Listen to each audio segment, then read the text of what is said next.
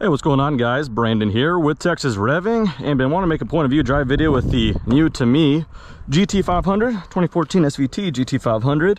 And yeah, we're just gonna do a little point of view drive to it. Not too much of a long intro needed. Let's go ahead and start it up though. Totally stock in case you guys are new to the channel, except for, of course, like some board performance piece for the intake resonator tube delete. So it's just, you know, the way it should be. You get a little bit more supercharger wind. Other than that, pretty darn stock.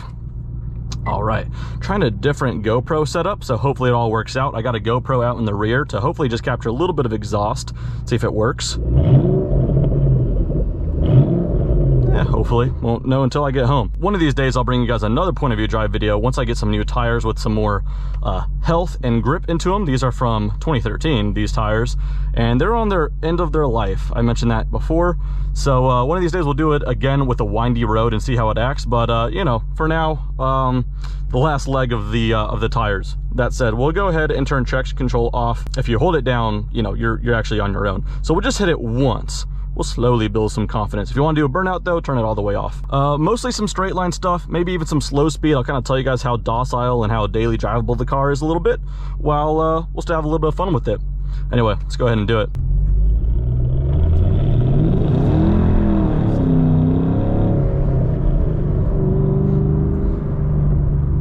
The traction control works really well. That given the fact that the rear tires are not in great condition, I could floor it in mid to high RPMs, and the worst I get is a little bit of a wiggle from the rear. But what that's doing is really limiting my power. So if I'm being honest, right when I got this car, I was not by any means underwhelmed. I just thought, you know, it's more manageable than I thought. And of course that was with traction all the way on, so I don't know why I even thought that. What happens is the 662 horsepower and the 630 whatever pound-feet of torque, the car doesn't give you all of that if it doesn't think there's enough traction there with all the traction control on. That's how traction control works, no surprise. But I've been flooring it with all traction on, and it's, in my opinion, very fast. But I'm like, yeah, you know, people talked about it being faster. I guess I expected a little bit more. Then I started messing with the traction control settings and turning things off, all the way off, and doing rolling 40-mile-an-hour burnouts. And I'm like, I see. There's way more to give. The car is just throttling me because that's how traction control works, but it's not that intrusive. Some cars, you stomp on it and it'll totally kill your power for about a second or two. This car makes you think you're getting all the power, but you don't. It just really manages the traction really well. Something that I noticed within my couple months with the car that I quite like. Now, only recently I started to get either stupid or ballsy, whatever you want to call it, and starting to turn things off slowly. That's when I realized, oh yeah, no, this car's got plenty of go to it. I just haven't put grippy tires on it yet. Easy to rev match. I'll turn traction on, by the way.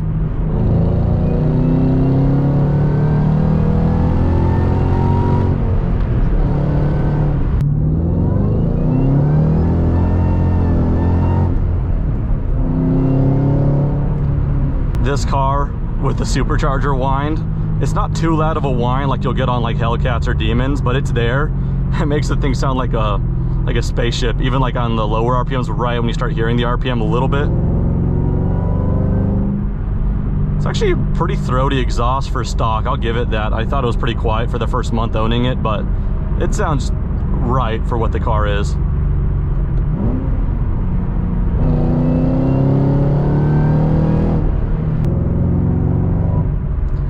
Good old cue ball shifter, cool retro interior. I mean, I could go on and on with the car other than how it drives, but this is as new of a car as an old school classic car gets. It just happens to have a little over 660 horsepower with some modern amenities. The fan speed all the way down. This thing gets ice cold. The AC works great. So still has that classic car feel in a way, but as modern as it gets. The new ones just got so good. They're truly sports cars. This is the last of the muscle car. I've said that before, but man, the more I drive it, the more I'm really affirmed of that thought. Man, it's pretty darn special.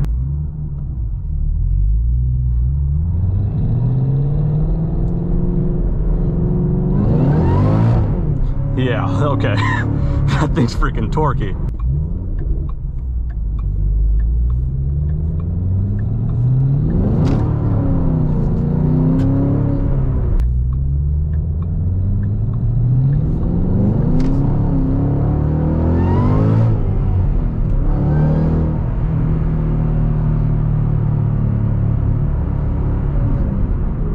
said this before, I guess I made a comparison with this and my 2017 GT350 and how they're just totally different cars and how they're really a great duo. And I mentioned also how I think the new GT500 would be a cool addition into all of them because each car is so different from each other. I really doubt there's a whole lot of people cross-shopping, choosing one or the other of this. And let's compare it to the new GT500. The new GT500 is actually a really, really awesome car. I haven't driven one, but just based off what I read about it, what I see on reviews, seems very impressive. Seems like a really fun and accessible car with all the performance considering. Very, very cool. But very different from this in that this one still has the live rear axle. It's got a manual only. The new ones are dual clutch, 7-speed only. So there's a lot of enough differentiation stuff that I really appreciate cars like that, where this is not the old GT500. This is not the one you buy if you can't afford the new one. This is just a different car. So it never really gets replaced necessarily. It just goes away and a different version completely comes by.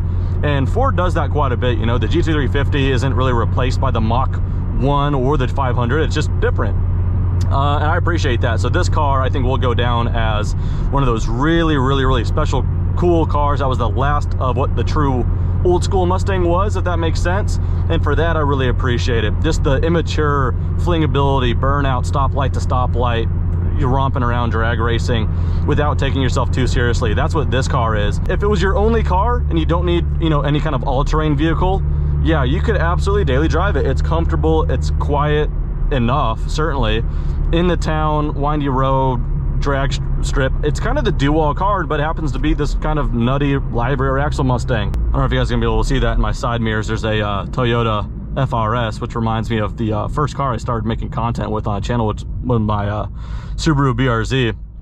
And it's funny because I still love that car and I kind of miss it, but everyone griped about how it was only 200 horsepower and how a couple years later 662 in this thing, but I can still appreciate that car.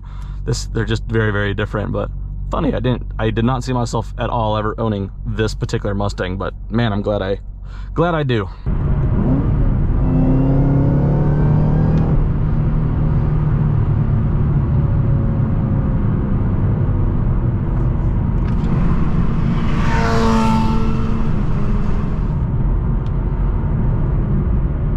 Well, anyway, guys, about done with this drive. Wish there's a little bit more I could do with it, but, you know, consider this just the first point of view drive of hopefully many of different kinds of driving impressions and all that good stuff. But nonetheless, hopefully you guys enjoyed it.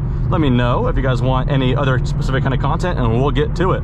But that does it for this video. Thank you guys for watching and catch you guys next time. Take care.